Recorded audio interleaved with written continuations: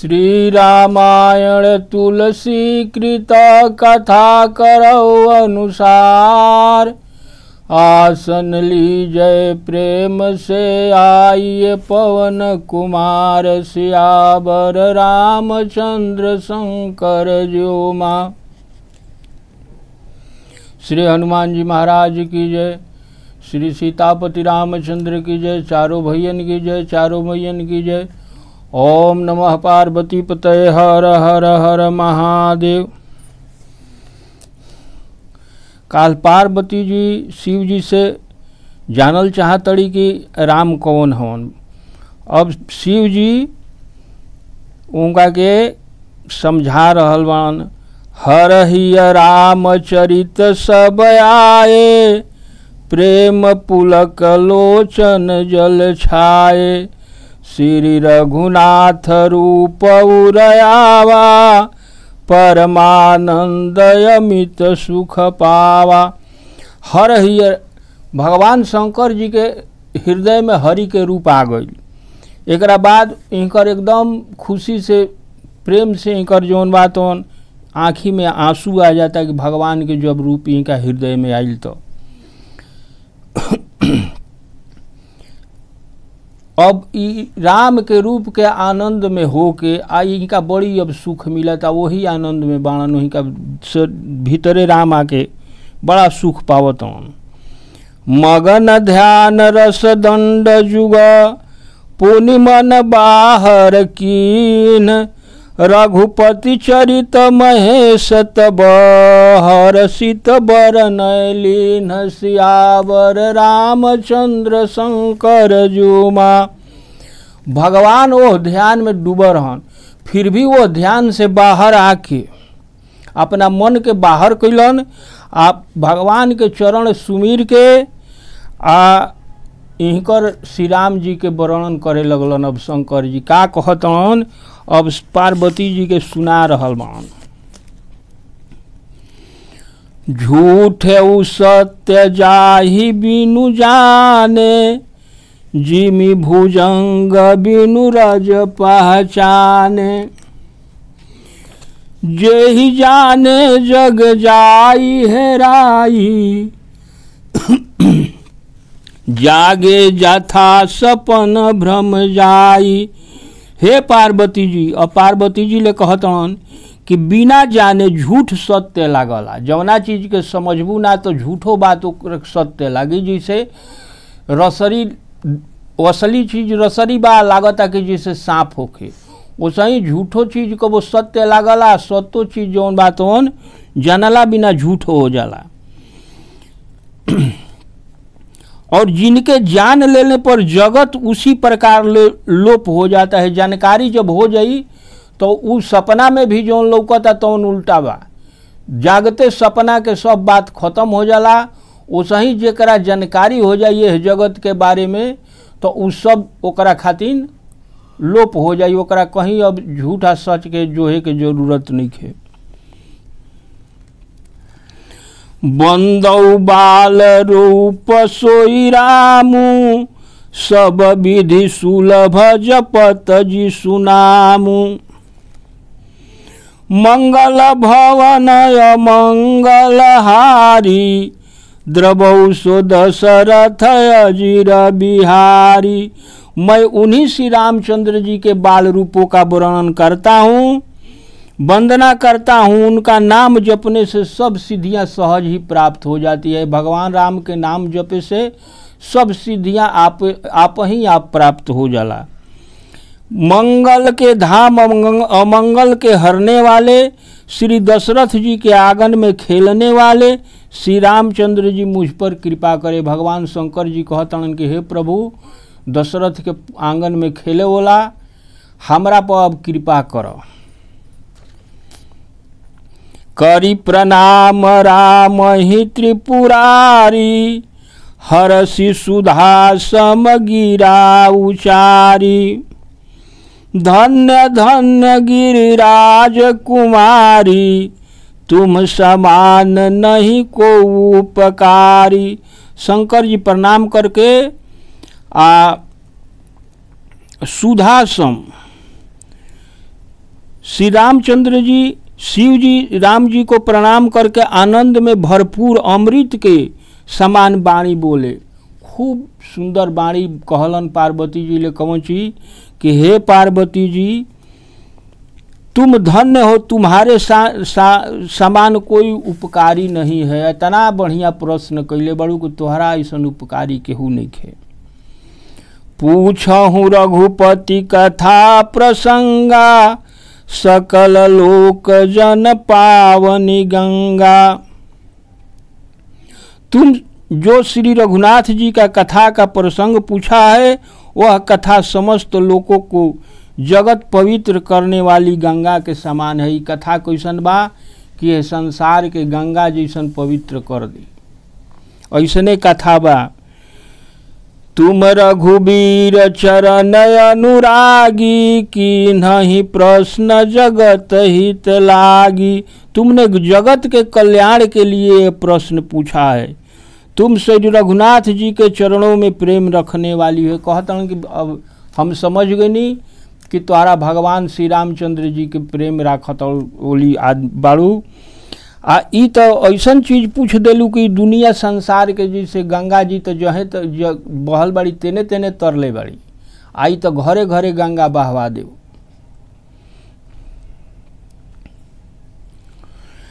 राम कृपा ते पार्वती, सपन हूँ तब मन माही। शोक मोह संदेह भ्रम, मम विचार कछु नाही। सियावर रामचंद्र शंकर जो माँ। हे पार्वती, मेरे विचार में तो श्री राम जी की कृपा से तुम्हारी मन में स्वप्न में भी शोक मोह संदेह और भ्रम नहीं है। कहता हूँ कि हमरा तो भगवान के कृपा से समझत नहीं कि तोहरा में मोह भ्रम शंका कोनो चीज नहीं खे। तदपि शंका कीन्हु सोई, आ कहत सुनत सब कर हित होई। तोहरा शंका नहीं के, फिर भी तू सबकर हित खातिर शंका पैदा कैले बड़ू कि चाहतड़ू कि कहवा के जिन्ह हरि कथा सुनहि नहीं काना, श्रवण रोन्द्र यही भवन समाना। कहते जेकरा कान में श्री राम जी के कथा नहीं खे गई, ओकर कान सांप के बिल के समान बा। ऐसे पूछले बाड़ी कि कथवा कहब सबका कान में जाई तो ओकर गंगा जैसा तरन ओ पवित्र हो जाई। कथा सुनावल चाहतड़ी संसार के कि कथा हम सब कोई के कहवा के सुनवा दी। नयनन संत दरस नहीं देखा, लोचन मोर पंख कर लेखा। जेकर नयन संत के दर्शन, जेकरा आँख से संत के दर्शन नहीं खेओ तो ओकर आँख कैसन बा? मोर के पाँख पर आँख के फोटो होला, ओकर मोर के पाँख जैसा आँख बा। ते सिर कटु तुम्बरी समतूला, जे नमत हरि गुरु पद मूला। आ सिर कैसन बा? जैसे सुखल तोमड़ी लौका उका के होला। जेकर भगवान के सामने गईला ओकर सिर ना नवल तो ओकर समझ कि उहे तुमड़ी बा, सुखल लौका हो, ओकर कपार ना हो।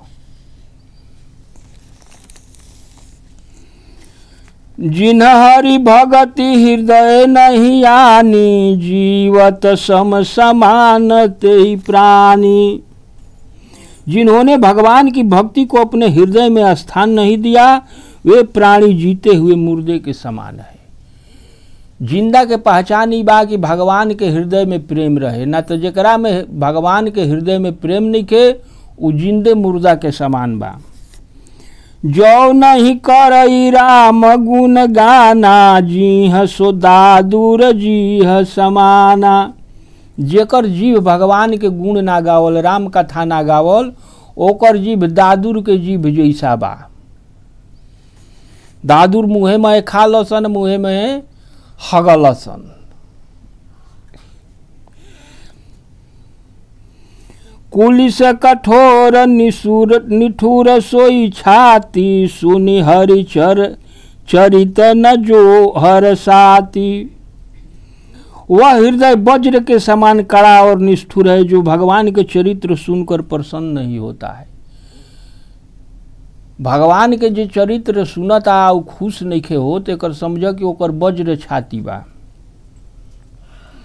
गिरिजा सुनहु राम कै लीला, सुरहित धनुज विमोहन शीला। हे पार्वती, श्री राम जी की लीला सुनो, यह देवताओं का कल्याण करने वाली और दैत्यों को मोहित करने वाली है। भगवान के लीला कैसन बा कि दैत्य के मोहित कर ली आ देवता लोग के कल्याण कर दी। राम कथा सुर धेनु सम, सेवत सब सुखदानी। सत समाज सुर लोक सब, को न सुनय यस जानी। सियावर रामचंद्र शंकर जो माँ। राम कथा कामधेनु की सेवा करने के समान है। संत लोग राम कथा को सुनते हैं, सत्पुरुषों को समान सब देवताओं के लोक है, ऐसा जानकर भला कौन इसे नहीं सुनना चाहेगा। कौन ऐसा आदमी बाणन की राम कथा ना सुनल चाहिए। राम कथा सुंदर कर तारी, संशय बिहग उड़ावन हारी। ऐसन कथा है कि संशय रूपी चिड़िया जवन शरीर में बास कैले बा ओकरा के उड़ा दी। जैसे कतहु चिड़ई बैठल बाड़ी सन हो जगह चल जेबू आ ताली बजा देबू तो चिड़ई उड़ जाई। वैसे ही अगर मन में कोनो संशय बा तो यह कथा के सुनबू तो तोहार कथा संशय रूपी चिड़िया बेतौने शरीर से उड़ जाई। राम कथा कलि बिटप कुठारी, सादर सुनो गिरिराज कुमारी। कहतन कि हे गिरिराज कुमारी, राम कथा कली में टांगी के समान बा, पाप काटे खातिर। एकरा के तू आदर पूर्वक सुना। राम नाम गुण चरित सुहाए, जन्म कर्म अगणित श्रुति गाए। वेदों ने श्री राम जी के नाम गुण चरित्र जन्म और कर्म सभी अनगिनत कहे हैं। एक बार के नहीं के अनगिनत वेद में कहल गई, बाकी कतनी बार भइल। जथा अनंत राम भगवाना, तथा कथा कीरति गुण गाना। जतने अनंत भगवान भइलन उतने अनंत राम के कथा भी बा। कथा एके तरह के नहीं के, भगवान के कथो भी अनंते बा। तदपि जथा श्रुत जसमति मोरी, कही हऊ देखी प्रीत यति तोरी। तोहार प्रीत देख के हमरा जवन कथवा जानकारी बा उहे कथवा हम तोहरा ले कहतनी। सब कथा हमरा जानकारी नहीं खे, लेकिन जितना हम जानतनी तोहार प्रेम देख के हम उतना कथवा तोहरा के सुना देतनी। उमा प्रसन्न तब सहज सुहाई, सुखद संत सम्मत मोहि भाई। हे पार्वती, तुम्हारा प्रश्न सुंदर सुखदायक और संत सम्मत है और मुझे तो बहुत ही अच्छा लगा। ये प्रश्न तोहार बहुत अच्छा हमरा लागल बा। अभी कथा सुनो। एक बात नहीं मोहि सुहानी, यद्यपि मोह बस कहऊ भवानी। लेकिन सब तो ठीक बा, एगो बात हमार तोहरा अच्छा ना लागल। कौन बात भाई? कि यद्यपि वो तुमने मोह के बस होकर कही है। तुम जो कहा राम कोई आना, जेहि श्रुति गाव धरहि मुनि धाना। तुमने जो यह कहा कि वे राम कोई और हैं जिन्हें वेद गाते हैं और मुनिजन जिनका ध्यान धरते हैं। यह प्रश्न जौन कैले बड़ू तो हमरा अच्छा ना लागल हो। कहि सुनई असय अधम नर, ग्रस जे मोह पिचास। पाखंडी हरिपद विमुख, जानहि झूठ न साच। सियावर रामचंद्र शंकर जीव माँ। जो मोह रूपी पिचास के द्वारा ग्रसित है, जेकरा मोह बाऊ समझ के पिचासे ऐसा ओकरा ग्रसले बाऊ मोह। पाखंडी है, भगवान के चरणों से विमुख है और झूठ सच कुछ नहीं जानता है। वो न झूठे जाने न साचे जाने, और सही बड़बड़ात चलला। ऐसे अधम व्यक्ति ही इस तरह का कहते सुनते हैं। ई प्रश्न जौन बात वैसने नीच आदमी कहलन सुनलन कि भगवान कौन सत्य बाणन कौन झूठ बाणन। अज्ञय को विदय अंधय भागी, काई विषय मुकुर मन लागी। जो अज्ञानी मूर्ख अंधे और भाग्यहीन हैं और जिनके मन रूपी दर्पण पर विषय रूपी काई जमी हुई है। अब भाई ऐनक के ऊपर गर्दा अगर बैठ जाई तो मुंह दिखाई ना न दी, ओकरा खातिर ऐनक साफ करे के पड़ी। ओसे ही अगर मन पर काई बैठल बा तो ऊ दिखाई ना दी, एकरा के कथा सुन के साफ करे के पड़ी। लंपट कपटी कुटिल विषेखी, सपन हु संत सभा नहीं देखी। जो व्यभिचारी छली और कुटिल है और जिन्होंने कभी सपने में भी संत समाज का दर्शन नहीं किया है, वह ऐसा काम करी। कहीं ते वेदय सम्मत बानी, जिनके सूझ लाभ नहीं हानि। मुकुर मलिन अरुणन विहीना, राम रूप देखहि किमि दीना। और जिन्हें अपनी लाभ हानि नहीं सूझती है, वे ही ऐसे वेद विरुद्ध बात कहते हैं। जेकरा अपन हानि घाटा नहीं लौकत, उहे वेद विरुद्ध बात कहता कि ई राम कौन हवन, राम सगुणा निर्गुणा, दशरथ के लइका हवन कि दोसर हवन। मुकुर मलिन अरुणन विहीना, राम रूप देखहि किम दीना। हृदय रूपी दर्पण मैला है और जो नेत्रों से हीन है, वे बेचारे श्री रामचंद्र जी का रूप कैसे देख सकते हैं। जेकरा हृदय में वैसने बात हो, भगवान के रूप कहाँ ले देखी। भगवान के रूप देखे खातिर अपन पहले हृदय में वैसन बनावे के पड़ी कि भगवान तब दिखाई दिहन, ना तो भगवान दिन रात घूमत कोई के दिखाई नहीं खन देत। आ यही में जे संत बा ओकरा भगवान दिखत। जिनके आगुन न सगुन विवेका, जल पहि कल्पित बचन अनेका। हरि माया बस जगत भ्रमाहि, तिन्हि कहत कछु अगढ़ित नाही। जिनको निर्गुण सगुण का कुछ भी ज्ञान नहीं है, जो अनेक मन गढ़ंत बात कहा करते हैं, जो श्री हरि की माया के बस में होकर जन्म मृत्यु के चक्र में घूमते फिरते हैं, उनके लिए कुछ भी कह देना असंभव नहीं है। जेकरा इहे डर नहीं है, जे दिन रात जन्म मरण के चक्कर में पड़ल बा, आवत जात बा, उ आदमी ऐसन ऐसन बात कहलन। बातुल भूत विवश मतवारे, ते नहीं बोलहि बचन सम्हारे। जेकरा शनिपात उन्माद आदि रोग हो गया है, जो भूत के बस में हो गए हैं और जो नशे के चूर में, ऐसे लोग विचार करके नहीं बोलते हैं। जिन्ह कृत महामोह मद पाना, तिन्ह कर कहा करिय नहीं काना। जिन्होंने महामोह रूपी मदिरा पी रखी है, उनके कहने पर ध्यान नहीं देना चाहिए। ऐसना के कहे पर जैसे बूढ़ घर में बाड़ी कुछो भी बोल दिहन, जे मदिरा पियले बा, जेकरा शनिपात रोग कहतन, जेकरा बुखार कस के हो गई बा, उ कुछो बोली, ओकर बोली के ना ध्यान देवे के चाहिए। काहे कि उ बोल रहा बा बेहोशी में, होश में है नहीं के।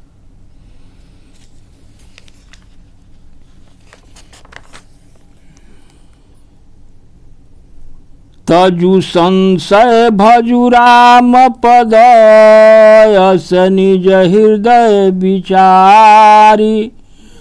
भ्रमतम रवि कर बचन मम, सुन गिरि राजकुमारी। सियावर रामचंद्र शंकर ज्योमा। अपने हृदय में ऐसा विचार कर संदेह छोड़ दो और श्री राम जी के चरणों का स्मरण करो। हे पार्वती, भ्रम रूपी अंधकार को नाश करने के लिए सूर्य के किरण के समान मेरे वचनों को सुनो। कहतनगी हे पार्वती जी, तोहरा में अगर अंधकार बा तो भ्रम रूपी अपना अंधकार के हटावे खातिर हमरा यह वचन के सुन ध्यान से। सगुण ही अगुण ही नहीं कुछ भेदा, गावहि मुनि पुराण बुध वेदा। सगुण और निर्गुण में कुछ भी भेद नहीं है। मुनि पुराण पंडित और वेद सभी ऐसा कहते हैं कि न सगुण न निर्गुण। अगुण रूप अलख जग सुजोई, भगत प्रेम बस सगुण जो हो सो होई। जो सगुण निराकार अव्यक्त और अजन्मा है वही भक्तों के प्रेम बस सगुण हो जाता है। ऐसे तोहरा हमरा खातिर निर्गुण बाण नैखन दिखाई देत, बाकी संत खातिर इहे बाण तो सगुण बन जीहन। जैसे पानी बा, एकरा के ध द, बर्फ जम गई हउए पानी है, लेकिन बर्फ अब दिखाई देता है। भगवान हमनी खातिर नैखन दिखाई देत, यही में जे संत बा महापुरुष लोग के उ सगुण रूप में दिखाई दिलन, सबका सगुण रूप में ना दिखाई दिहन। जो गुण रहित सगुण सोई कैसे, जल हिम उपल बिलग नहीं जैसे। जो निर्गुण है वही सगुण कैसे है, जैसे जल और ओले में भेद नहीं है। बर्फ जैसे ना पड़ला बहरी तो जल बा आ एगो बर्फ गिर गई तो जल आ बर्फ में भेदे का बा। जलो तो जले है आ बर्फो पिघल के जले हो जाला, तो जल में ओला में भेद ना हो। उसी प्रकार निर्गुण और सगुण ब्रह्म भी एक हैं। जासु नाम ब्रह्म तिमिर पतंगा, तेहि किमि कहिय विमोह प्रसंगा। जिनका नाम भ्रम रूपी अंधकार के मिटाने के लिए सूर्य है, उसके लिए मोह का प्रसंग कैसे कहा जा सकता है।